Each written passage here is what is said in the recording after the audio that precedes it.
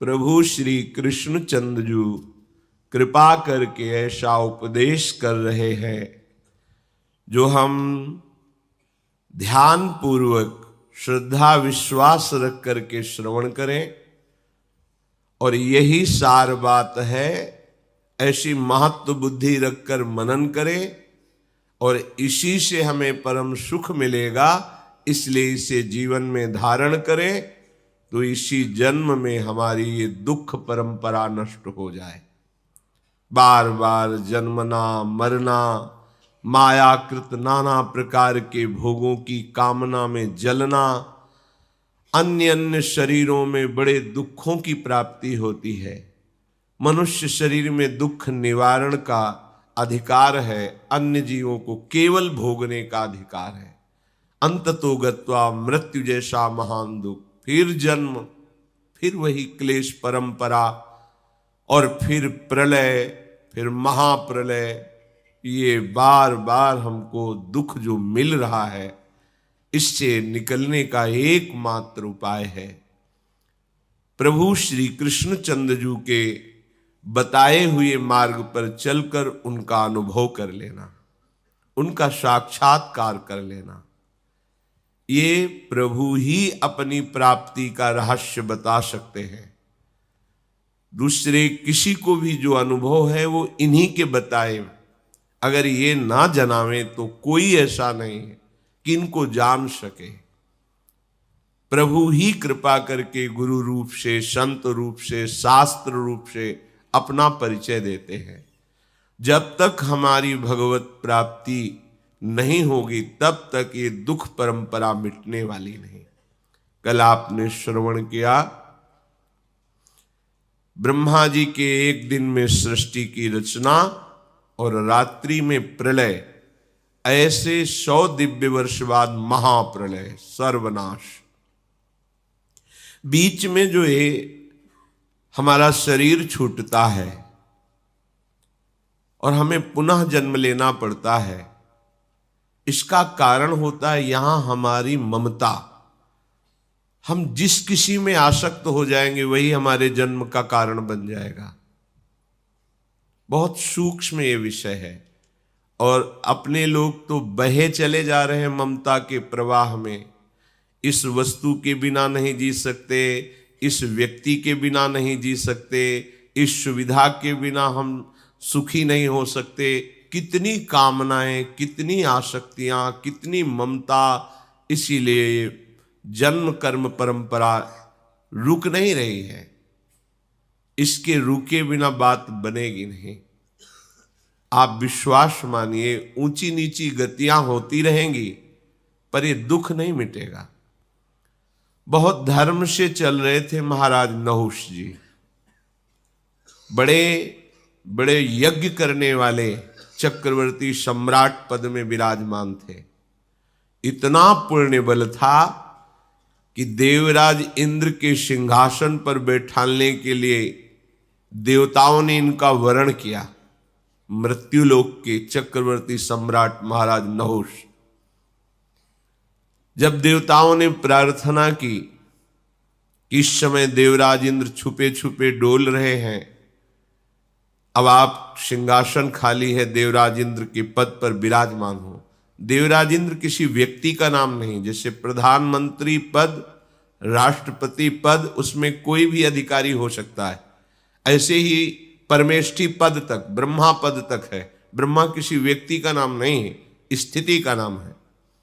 जो उस स्थिति को प्राप्त है उसे ब्रह्मा पद मिलता है, बदलते रहते हैं।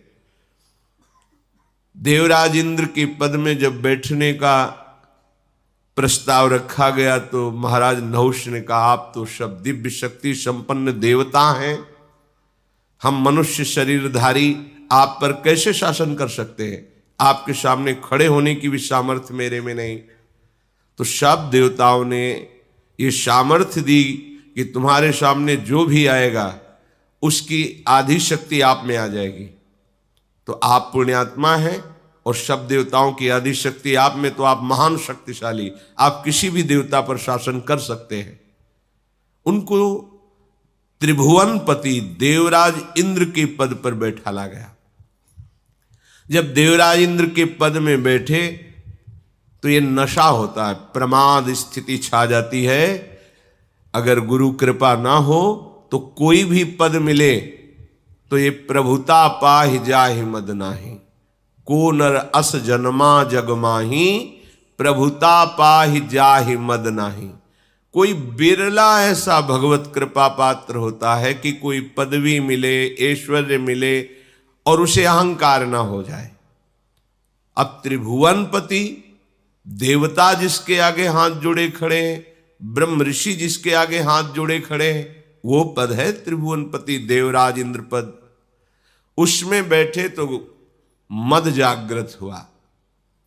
जो जगत पूज्या शची माता देवराज इंद्र की प्रिया, अब इन्होंने आदेश किया कि जब देवराज इंद्र पद पर हम बैठे हैं तो उनकी पत्नी हमारी सेवा में आनी चाहिए। बड़ा गलत, वो तो जगत पूज्या है, देवताओं के द्वारा भी वंदनीय है, ऐसी निकृष्ट बुद्धि कैसे आ गई?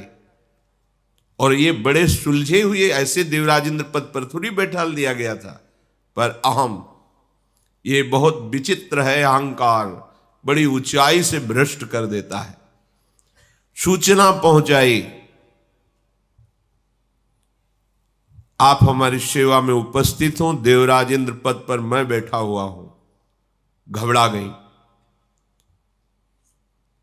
ये तो हमारे साथ अधर्माचरण होगा।